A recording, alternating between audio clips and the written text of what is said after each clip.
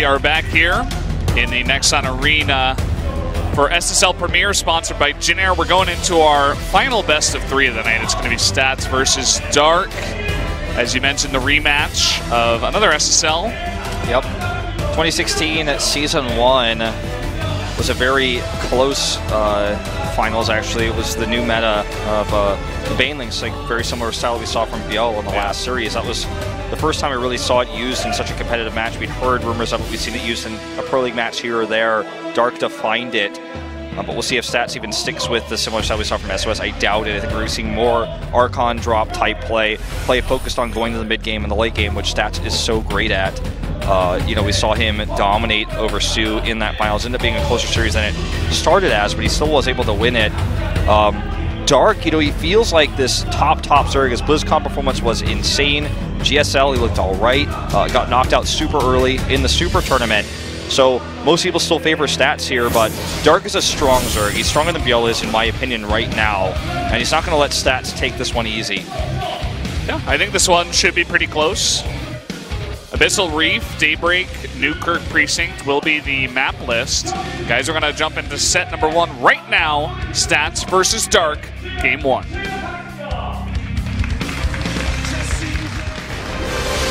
Stats, Kim Dark, Hang Young-woo.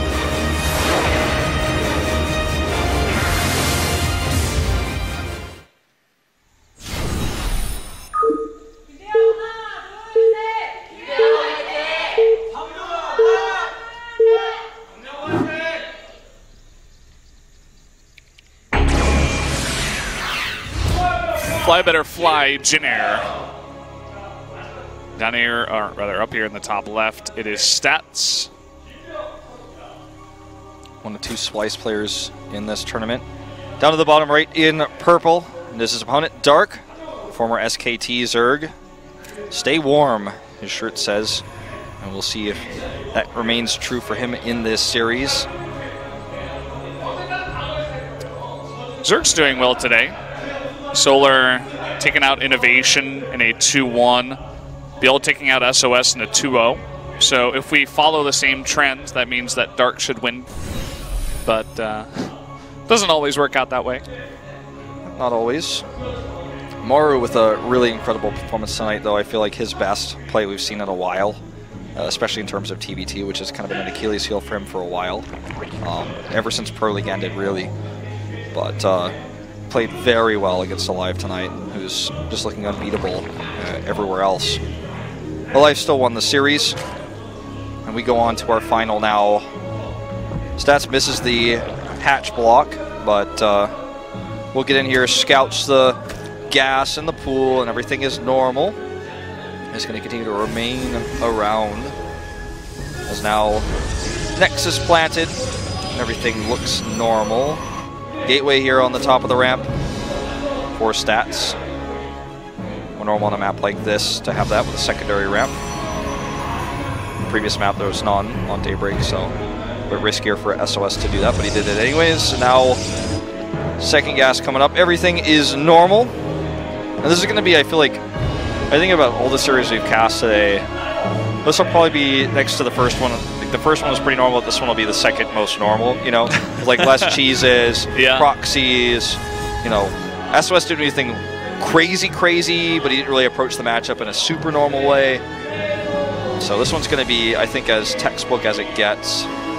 These guys are pretty straightforward. I mean, we saw Dark play against a bunch of Terrans here in SSL, and he kind of just used the same style he was using last year in the match, which was just, you know, try to tech safely into Ultras as safely as possible and don't get too far behind. Whereas Stats, I mean, you know, pretty solid overall, but generally isn't too tricky, as you mentioned. Pretty much just plays the same kind of style in the matchup.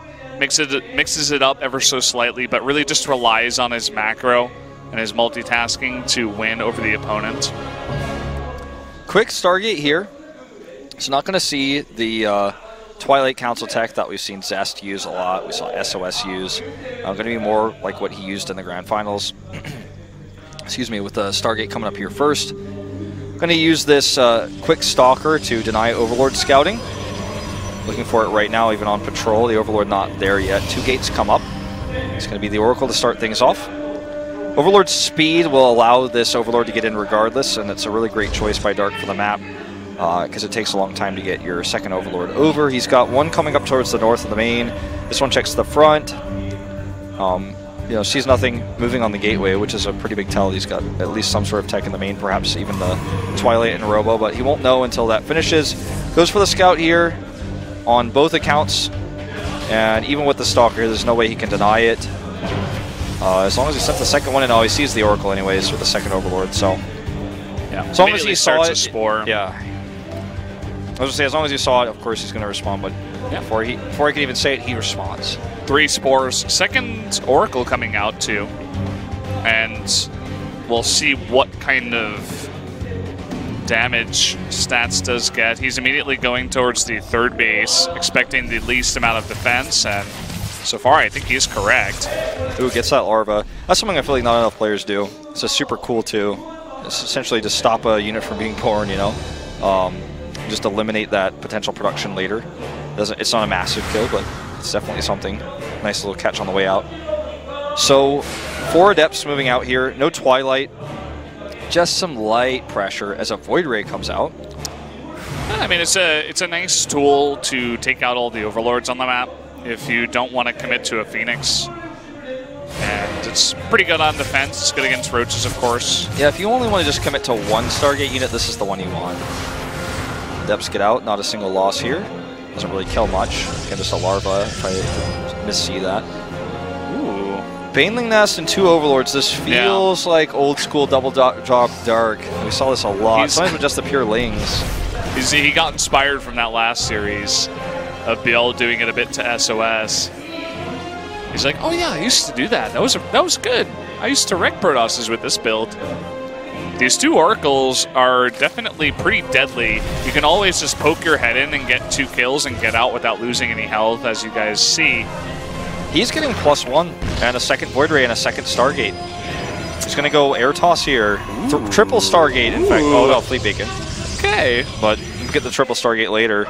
The Void Rays will help defend any kind of shenanigans earlier on, allow him to stay safe on 3 bases, protect his 5th and 6th gas before he goes into the heavier carriers, probably. I'm going to give some people a nostalgia jolt when I say this, but this style feels very much like the old style we saw back in the old GSL seasons on Shakura's Plateau. +1 attack. I felt that jolt, man. That nostalgia TSL jolt got me. TSL Guinea Pig, man. And then Inca later to use this style quite a bit. And then the most recent times we saw it used a lot by a single player was Creator. Creator Prime. And then, of course, when he was on Jinner, but he didn't play too often, would do this. Gonna go Carriers, though, so this is definitely the more... We saw this a lot back during, like, IEM Gyeonggi, for example, where you see the rush to Carriers quickly. Not the Void Rays were, you know, the old ones I was talking about. Now, just see a few Void Rays to push the Overlords away, and they're very powerful in defense, as you mentioned. Now he just sits back safely on 3 bases. He has Carriers soon with +1. He'll get the Graviton Catapult soon, no doubt.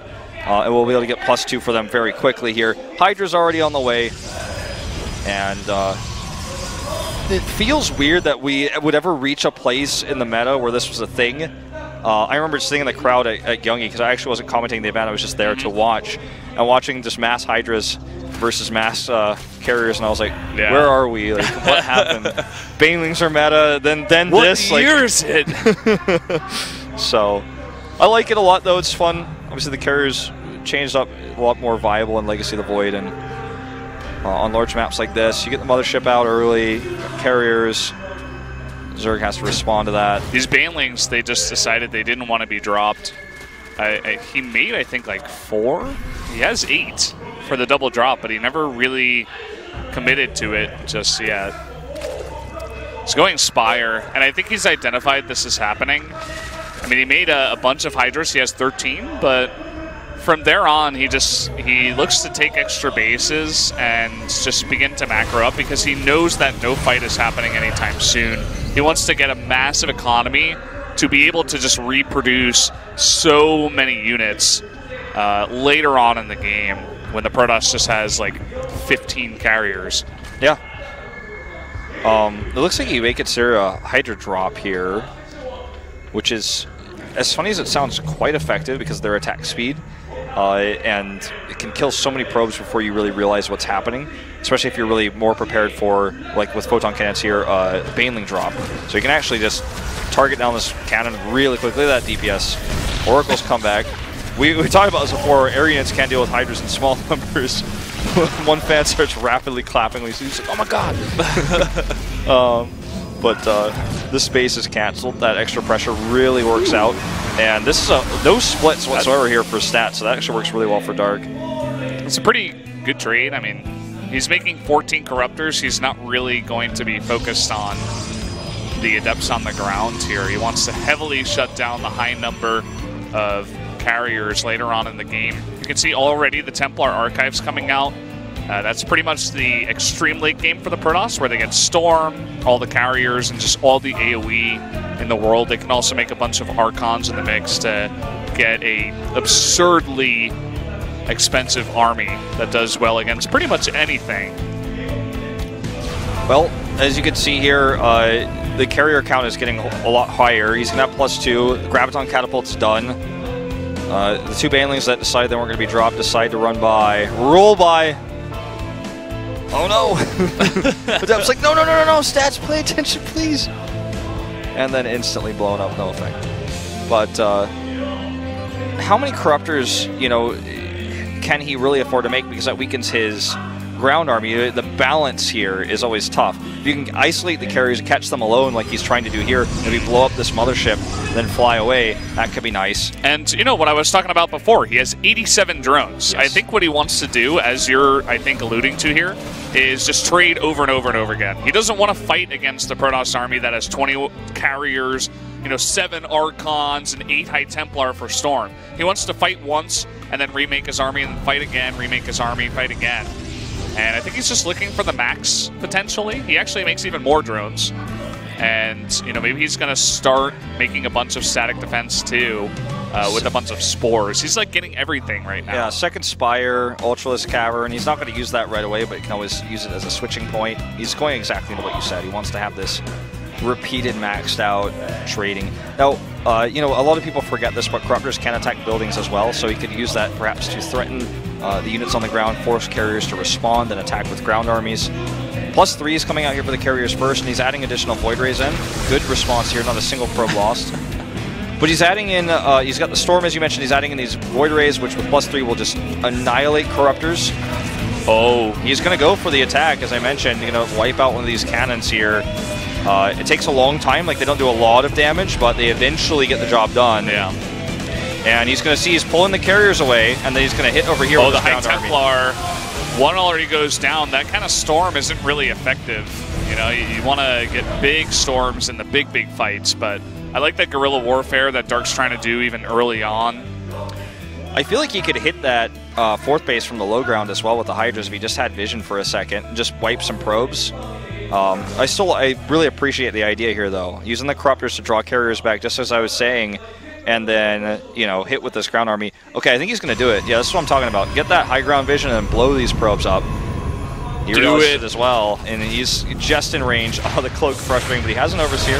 Oh, look at that. He's going to fly all the way to the main, kill some Templar. Just going to turn and maybe kill this pylon. He's just flying around. He's just saying, scouting. He's like, hello, come over here. Notice me, please. Hey, what's up? Hold position Ling's going to stop a lot of mining, kill 3 probes.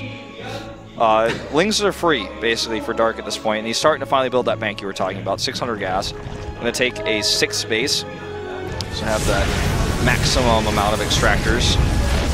And we're seeing a lot of Vipers being added into the mix. We saw this a lot against Meching Terrans towards the end of Heart of the Swarm, where it's like, okay, if I have like 10 Vipers, I can just pull everything one by one and eventually kill you with the amount of energy that I have. And this is where a lot of these drones are going to.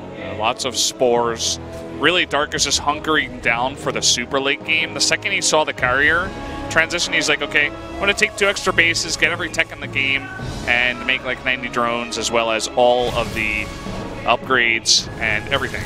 So he's identified this, and he seems pretty happy to play the super late game. Well, more gateways warping in here as he's getting ready for the potential transition. We can always make ground units later on. How many gates does he have? Can you check for me? He's building a bank of his own. 7. 7, okay. So that's not as many as I thought he would have at this point, but obviously his focus is the air. He's upgraded that heavily, but he can, you know, warp in more High Templar, get some more Archons. It's not a massive amount of gateways, but you know, he has 15 cannons. That's a lot. he's gonna rely on this air entirely, including upgrades. I believe he has like very limited upgrades. He has plasma shield upgrades, obviously. The cannon's really gonna help defend against the Corruptor harass we've been seeing. Yeah. Ultras on the ground, if they just hit a base, are very strong, but aren't obviously gonna do a single thing against this right now. He's making a ton of spores. Look, we've seen this before. It's been a little while, but. You know, spores basically just freely kill the interceptors. Fungo goes down for some reveal. Here's the yoink on that mothership. The recall goes off, but he's going to now kill a ton of these exposed carriers. Another Fungo goes off here. Storms, though, really good. The Ultras are going to clean up the High Templar. Coming on in. They can't even get him because there's a prism here. And look at the Void Rays doing a huge number to those very weakened Corruptors. But he came over the spores with a lot of those and took way too much damage. I think he pushed way too far forward. The Corruptor's still alive here. A few transfuses go off. And no recall. You know, the Mothership Core had to save itself. Yeah, this is really bad for stats. Feedback, you know, attempts here. Look, he doesn't even have interceptors because the spores killed them all.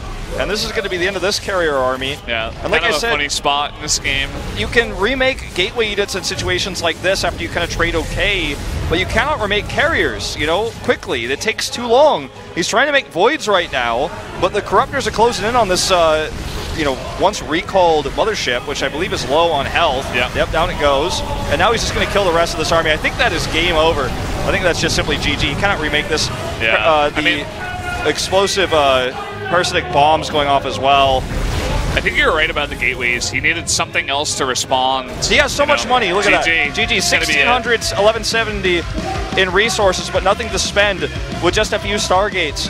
That's a one-trick pony type situation. You can't lose your entire carrier army and then just say, oh, I have a bank, I can make it again. That doesn't work. You could do that with gateways, perhaps. It's almost like he flew in and he's like, oh, what's that unit that grabbed my mothership? Oh, no, I got a recall. He wasn't expecting the Vipers or something. He way over-committed the spores, as you mentioned, with the Voids, and lost so much health there. The Corruptors, they were so close to all just vanishing into thin air with the storms there, but they all survived just a little bit. Transfuses go off. There's no more interceptors on the carriers. He wins the fight. He wins the game. He's now up 1-0 in this series. A lot of doubters, you know, about whether Dark can defeat stats here, but he's shown us in game 1 he can defeat this style that we saw so much back in Gyeonggi. Now making a reappearance here in the SSL Premier as we go into map 2. Yeah, he's such a strong Zerg against that late game type of style. I was surprised that stats toes that kind of angle, but maybe it was for the map. Let's see if he switches it up here going into game number 2 up against Dark. Stats, 김대영. Dark, 황영우.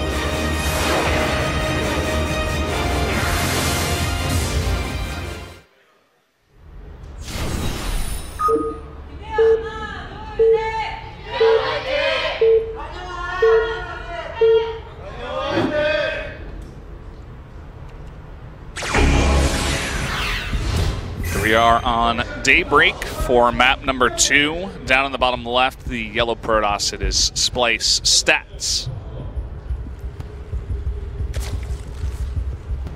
And his opponent, to the top right in purple, it is Dark. Stay warm as we head into this second game. Stats looking for the third. And, you know, it's Daybreak. We've seen mostly Archon drops. Heart stats, NT, NU. I'm pretty sure that's just a weird anagram for Snoot, no doubt. PogChamp. Where's the S in that anagram? I don't know. Also, again, there was a Heart Wolf sign there that was never shown. I know like people aren't going to believe me, but like I saw it. Oh, I see it. It's there. It's real. Okay. They're trying to get it shown. I saw it. Cameraman is gone somewhere. The cameraman's just biased for you. And you know, he knows that because I posted, you know, a lot of pictures of Korean snacks and then the other like in Budechige and things of that nature. Like, I've got a lot more exposure than you here. Yeah. So he was like, I can't put Wolf on TV. I got to put Valdez on the TV. Yeah, you got to spread the love. He's like, I know Valdez hates Korean food and it's too spicy for him, but like, we'll put him up there. I can't eat Buttigieg. It's yeah. No, that's totally fake news. Wolf is spreading news. Right now. Fake news. Yeah.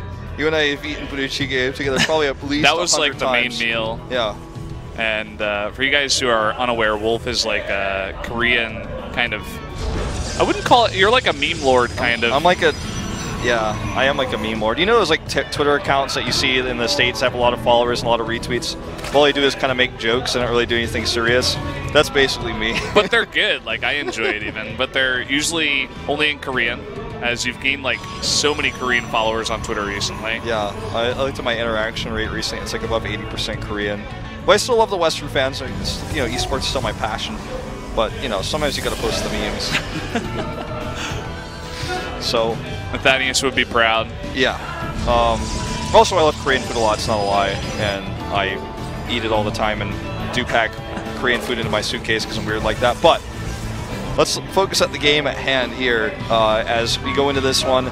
Fast third base coming up for Dark. Nothing too tricky. Faster than his speed this time, though, as Daybreak's a little bit longer of a map. It's a little bit safer to do that here. Stats going into the Stalker again to delay Overlord scouts, presumably. What he's hiding in this case is nothing yet, but we will see as time goes on. There it is. Twilight Council this time.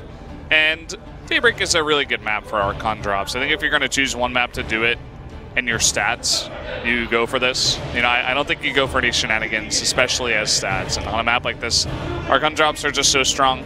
I really like the idea. But with the double gate, he could also go into Resonating Glaives. You know, he is producing a lot of Adepts already, and just using that one Stalker to try to push away the Overlords. So let's see. The Ling sneaked into the base, which is really unfortunate, but because this is pretty standard, what we're seeing.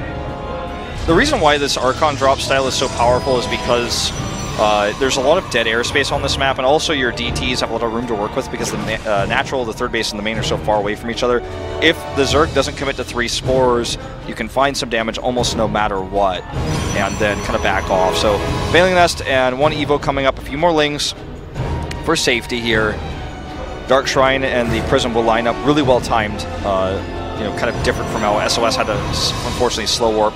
The Overlord Speed Scout will confirm the Dark Shrine. But again, this is what he already expected, essentially. Even a second Overlord to just make sure it's not cancelled. He knows this is a Warp Prism coming out. Now he's going to get a fast lair. He should be able to spore his third right before this comes in. Like, he's not even going to make it now because he doesn't need it right away. He's going to make 13 drones. This is really well responded to by Dark, just from the scouting information alone. We talked about this over and over and over again back in Pro League, and it's been a while since we've mentioned this, but you have to really remember that Dark was one of the first Zergs to popularize this fast Overlord speed, made it successful, made it standard.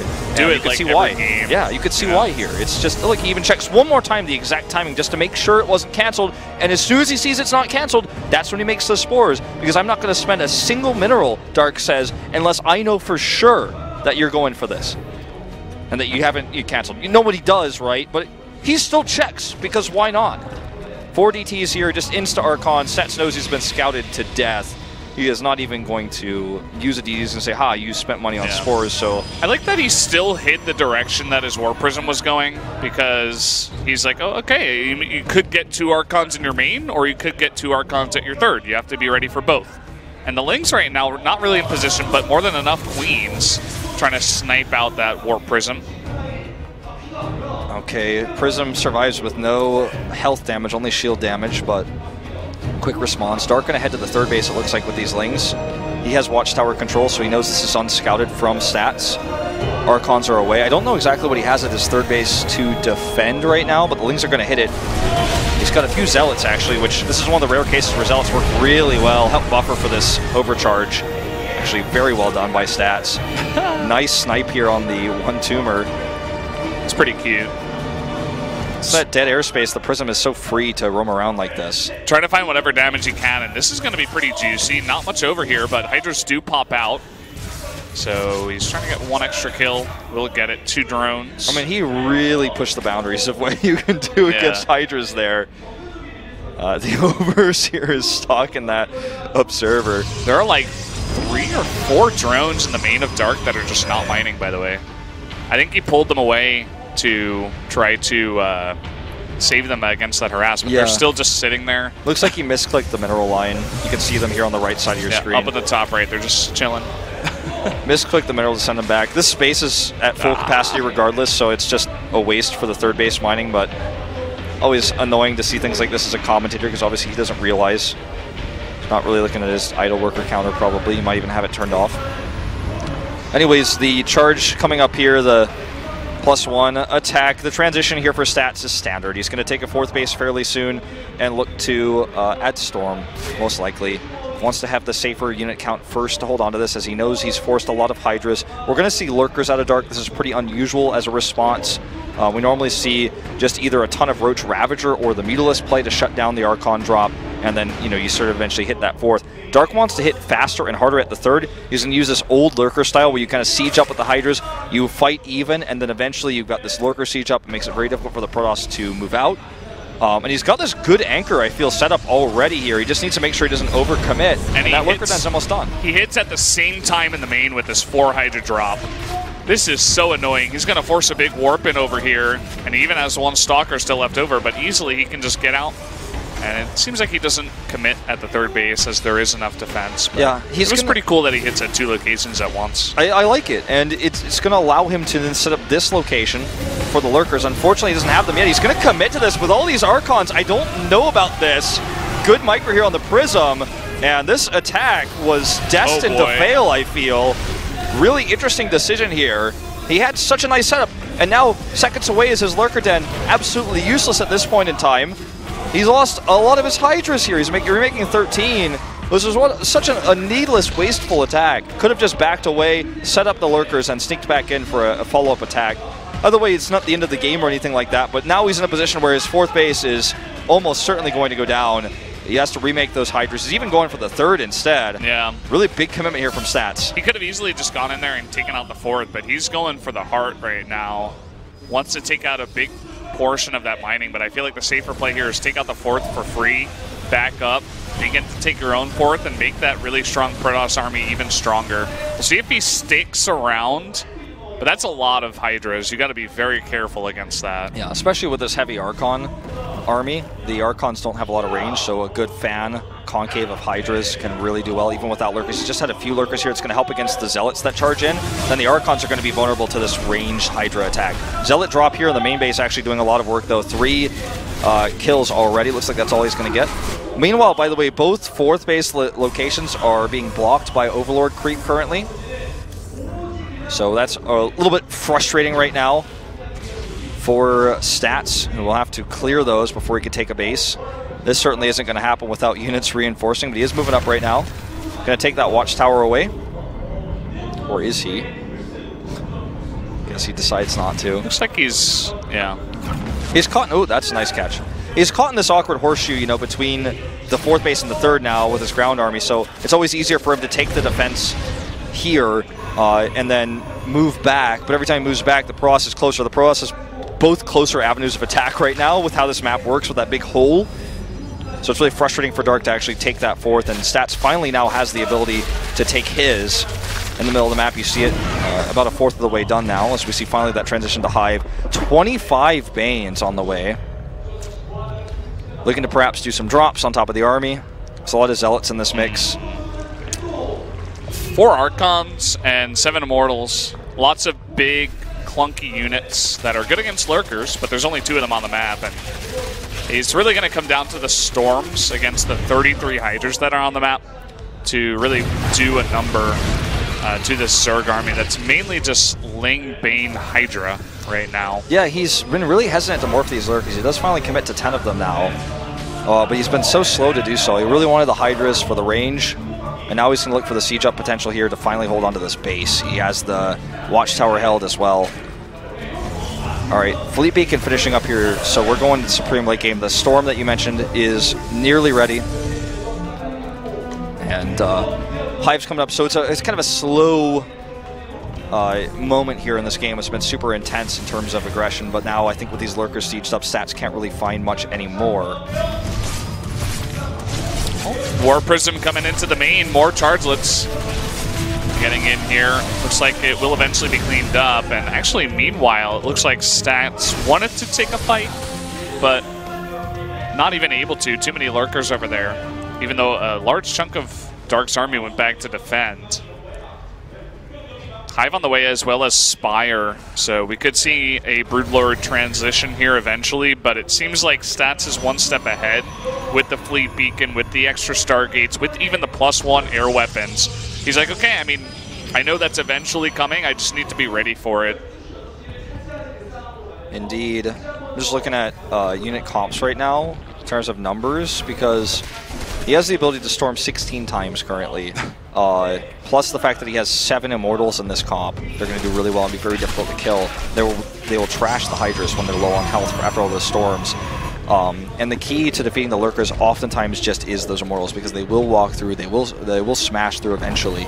A few Mutas on the way here and a Greater Spire, so that's going to be Dark's answer for the late game, is Broodlords. As a carrier is started with that Fleet Beacon, a second Stargate going to finish up, third in fact, going to finish up. Nice intercept here on these Lings. Looks like we've kind of reached an impasse in this game, and we're just going to go to Supreme Tier 3 tech now, because there's just no way to finish anyone off right now. Yeah, Stats just poking and prodding, seeing where he can get damage done. I feel like he has better map control as of now. You know, he's got this small chunk of units up to the north, and a pretty big chunk down to the south, whereas Dark is kind of in this defensive cone around his 4th in the middle. If Stats could go over, rotate to that 5th base, take it out, and get back in time to defend, he'll be in a pretty good spot. Okay, cannons unpowered here. That's a small win. That's going to allow a lot more harassment. This base is certainly going to be canceled. And this is a very terrifying force. The potential to recall as well makes this, for Dark, it's almost like, I don't even want to go over there. He's just going to run away. It's not even worth the chase. Yeah. It's better to force the Protoss units to come to him, as we saw him do in Game 1 with the Corruptors. Force those carriers over, force the ground army in this case over, as he slowly sieges his Lurkers forward. I feel like the longer this goes on, though, the better it is for Stats. He's building a better army, an expensive army. He has Psystorm already. And he has this Protoss Death Ball that becomes eventually almost unbeatable. One Broodlord on the way, as Dark slowly getting there. Notice the bank advantage for Stats as well. And Stats also has the ability to use Warp Prisms to just throw money into harassment. I think what Dark really needs is Vipers, actually, once again. I think he eventually needs to transition into a similar composition to what he had in Game 1, because Stats is taking the slower route to get to a very similar composition, and Dark shut that down hardcore. The Broodlords are going to be good against all of those, you know, Archons, Immortals, get right on top of them with all the Broodlords and make sure they can't really get close to the Lurkers in the back, but he needs to have something to deal with the carriers. It doesn't seem like he's identified the switch just yet, because all the carriers are in the main and totally secret. Yeah, I would agree with that, actually. But he knows the possibilities there with this mothership, right? I mean, he has to know that when there's a mothership, that means there's a Fleet Beacon, which means where there's a Fleet Beacon, there's carriers. +3 range, +1 for air, but Stats has the better upgrades already, the 2, the shields. This is almost looking like it's going to go to those games at Supreme Mind Out late game, where you get to the super late, every base counts, every mineral counts, like the old days of Terraform and stuff like that back in Pro League.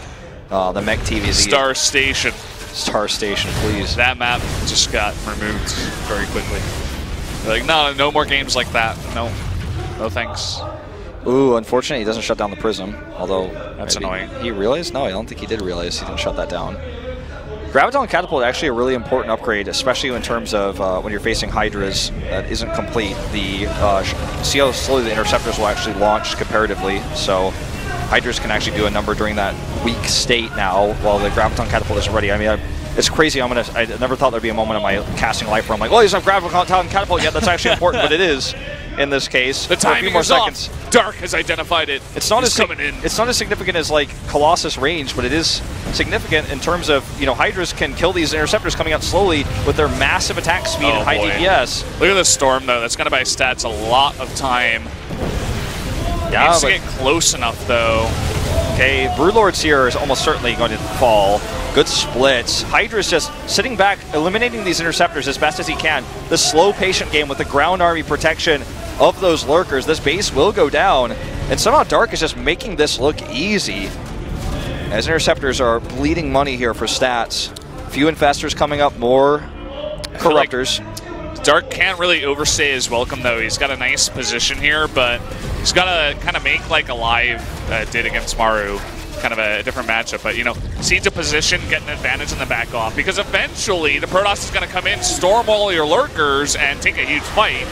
And again, I feel like Dark, he stayed way too long. Doesn't really have that much of a bank in gas. He just spent it all on corruptors, some infestors. And Stats still has that maxed out gigantic Protoss army with almost 2,500 gas in the bank. Yeah. If he loses the army one time, though, he loses the game, just like the previous set. So he's got this amazing army, and he has this ability to storm 12 times now with 6 Templar. But if he screws up one engagement, it's all over for him. With no Vipers, though, I find this situation to be really favorable for him. Good setup here with units, though. Storm's actually going on his own Void Rays, unfortunately. Hydra's from back, not fighting, just fighting Interceptors.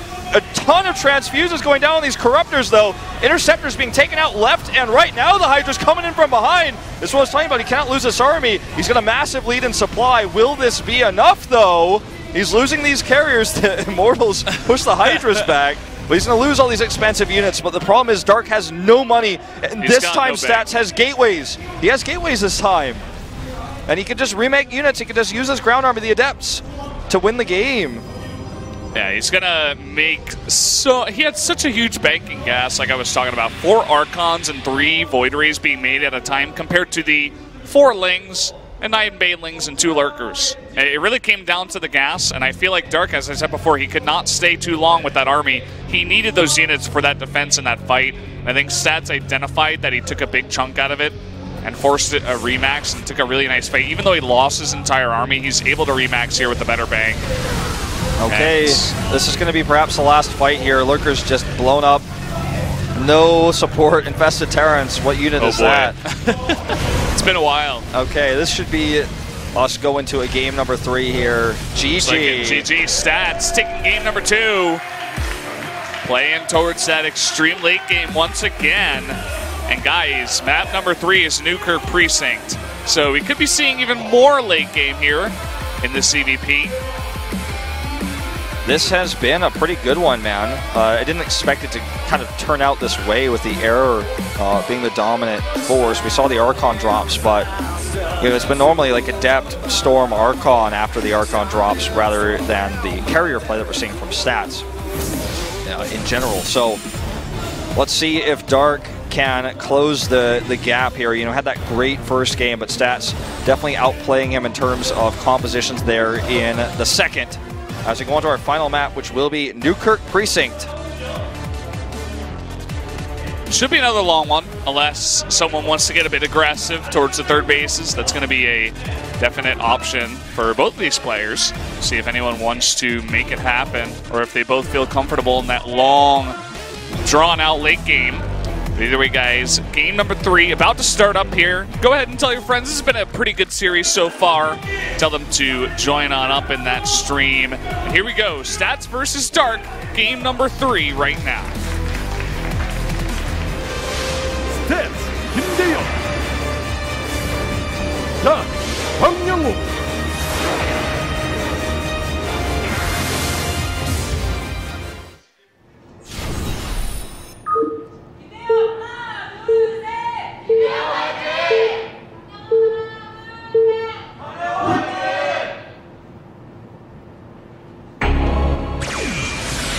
Here we are in Newkirk Precinct, down in the bottom right. The yellow Protoss, it is Stats.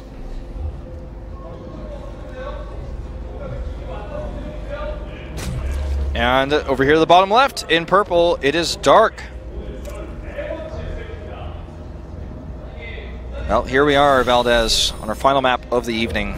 It's been a long day, but the games have been excellent. And, you know, realistically, our last series is the most one-sided of them all, but the other series has been great. The game's really delivered tonight. You know, there was no way of knowing it was going to be this good. but it certainly has been. I just love the format, actually. The more I do this tournament, it's like you get 5 best-of-3s of 10 of the same players every week. You just get to see the different matchups between all the different players and see how they match up. This is unfortunate for Dark. Finally, Stats gets in there. He's probably going to pylon block this as well. So annoying. Let's see where he takes his third. It looks like he wants to take the top location. I think he's hoping for a pylon cancel, but Stats is too smart for that. Oh, that's painful. Oh, that's painful. He's probably going to... Oh, it hurts. He's probably going to continue to annoy this. Look, gets the cancel and continues to block. Forces the pool first. Pylon blocks again. You know that no Zerg players are playing Probius and Heroes of the Storm, man. No. Definitely not. They have an not. immense hatred for this kind of unit. And they're playing Kerrigan, man. They're trying to gank poor Probius. I'm hoping to see some Probius and Heroes of the Storm this weekend. HGC is starting up again. Cross promotion. I cast every Blizzard game. I don't cast Hearthstone anymore, but there's no tournaments here, but I did. Yeah. You got that on your record? I don't cast WoW, but there's no tournaments here. I never played it. What if there was one I'll cast? But yeah, this is going to be just a continued block here, so he can't get that third hatch as quickly as he'd want to. It's not a massive lead or anything for Stats, but this is very annoying, and Dark is kind of just forced to deal with it. There's nothing he can do. Finally gets that hatch up. Stats is like, all right, you can have it. So we're going into that first adapt. Stats checks this base just to make sure there's nothing weird going on in the main base, because he couldn't see if there's a Roach War or not, so he's like, okay, there might be if there's no hatch here, but there is, so gonna go ahead and add that Stargate, and it feels like we're going into a very similar Oracle into Sky game, and this is one of the best maps for it in the pool.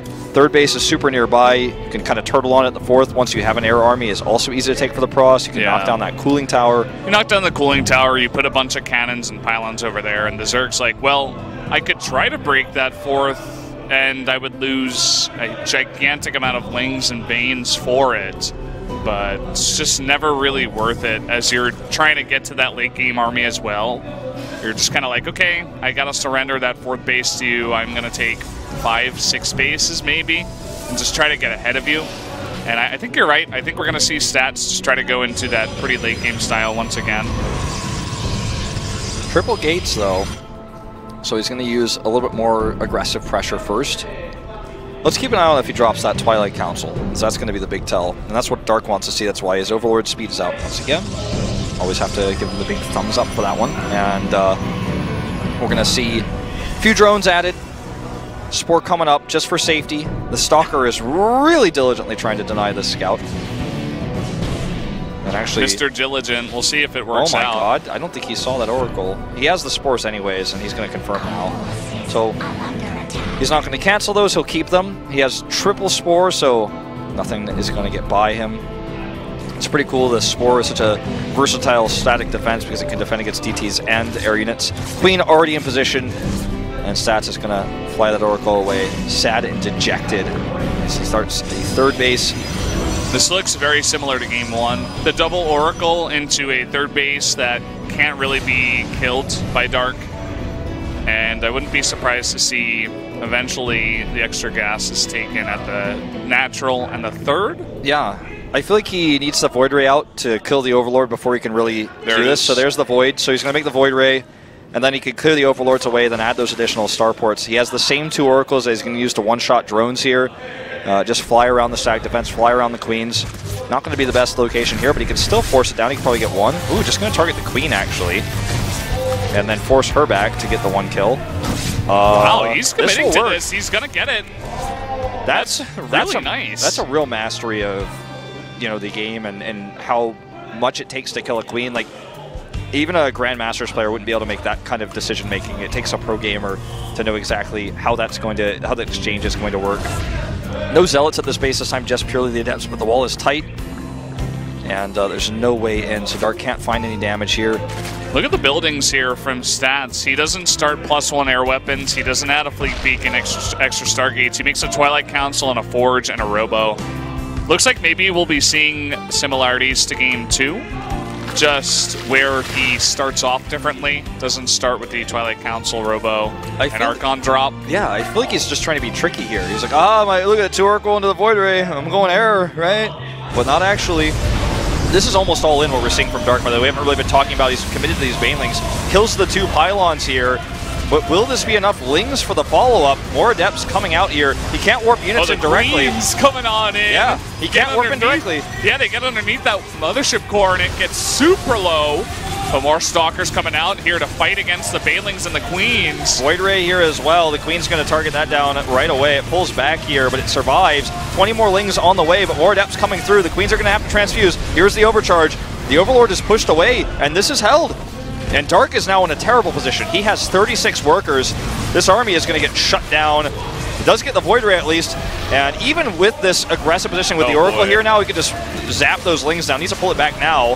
This is actually being closer than it should be. Stats super aggressively positioned. They surround there on the Adepts on the north side, and this is a huge flood of Lings with that 3-base economy. All that larva coming on in. Stats way too confident. He's got 4 health on this Oracle. It's helping out a little bit here, but he should not have been that aggressive with his units. He should have been back behind his buildings, back behind that Photon Cannon. He's now adding 4 gateways here.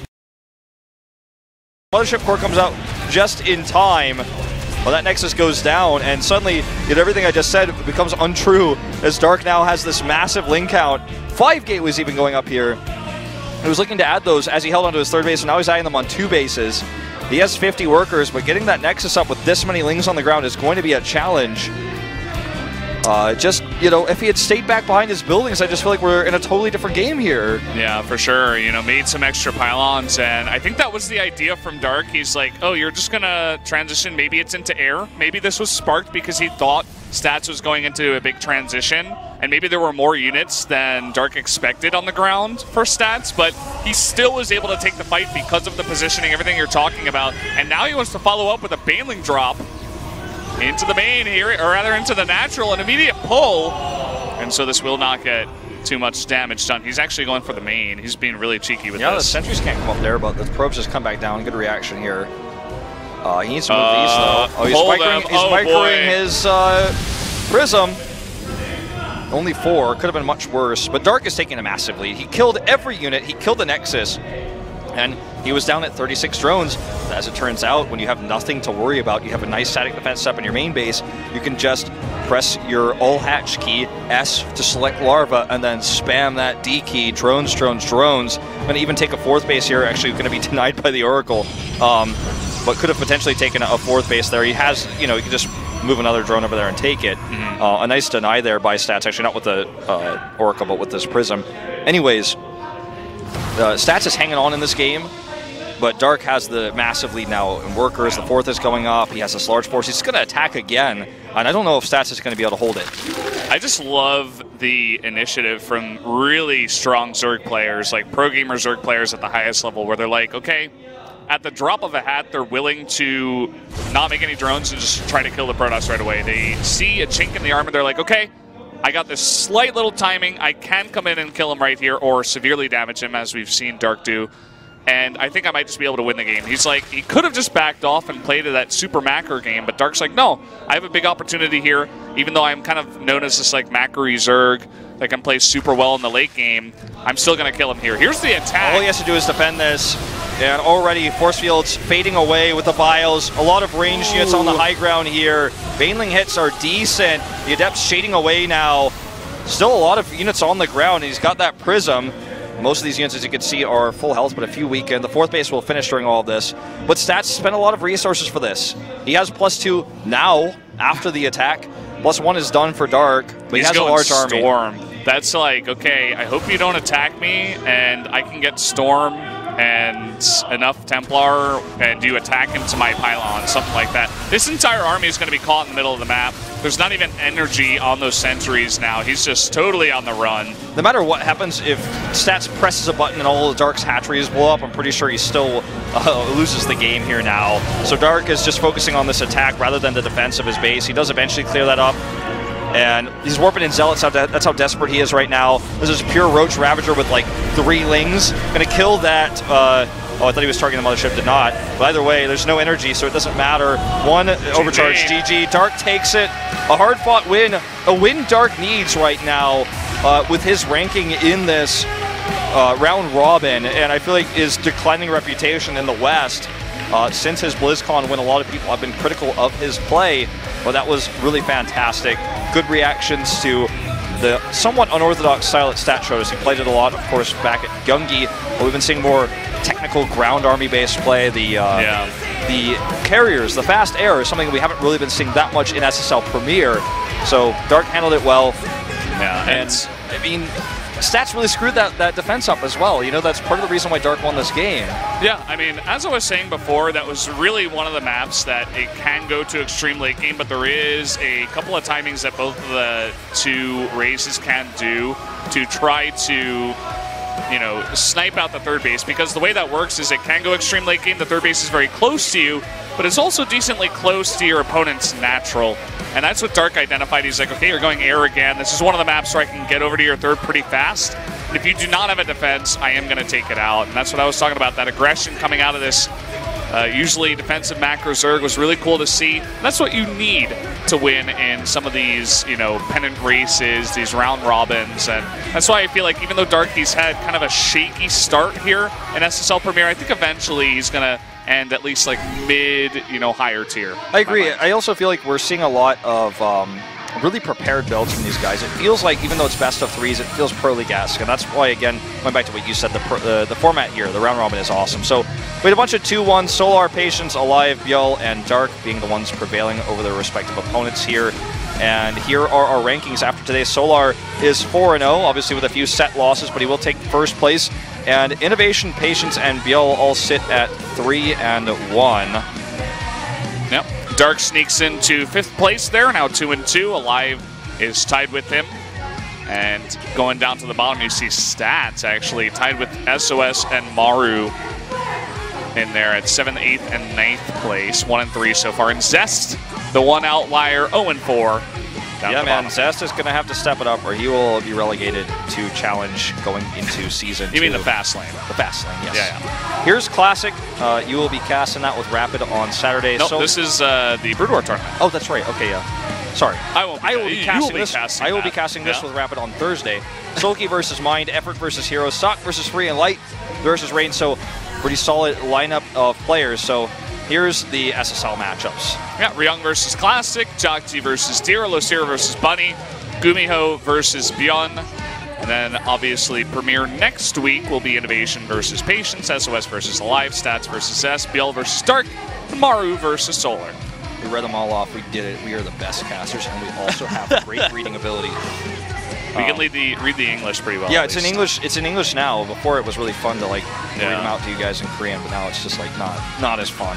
But today's matches were excellent. We had a 4.5-hour broadcast here for some exciting best of threes. Here's a link, by the way, to reserve tickets. You know, you probably just get them if you come down here to the studio, but who knows, man? Maybe 30, 40 foreigners are going to come down here and take all your tickets. So maybe you want to go to Ticket Link. It's kind of what happened tonight. It was really cool to see. Thanks to you guys who have stayed the entire broadcast. I know it was a long one, but lots of 2-1s. Very cool games. I think this is actually my favorite day of games so far out of all the days we've had so far in Premier. Absolutely. Here's our special thanks to our ticket purchasers. I don't know if they fit all you guys' name in there because I know there was a lot of you, but some of you guys are on TV. Perhaps the ones who bought them first. All right. Probably. Well, it's been a great day of Premier. Be sure to check out the Classic on Thursday. It's going to be Brood War with myself and Rapid, and that's it for us. See you guys then.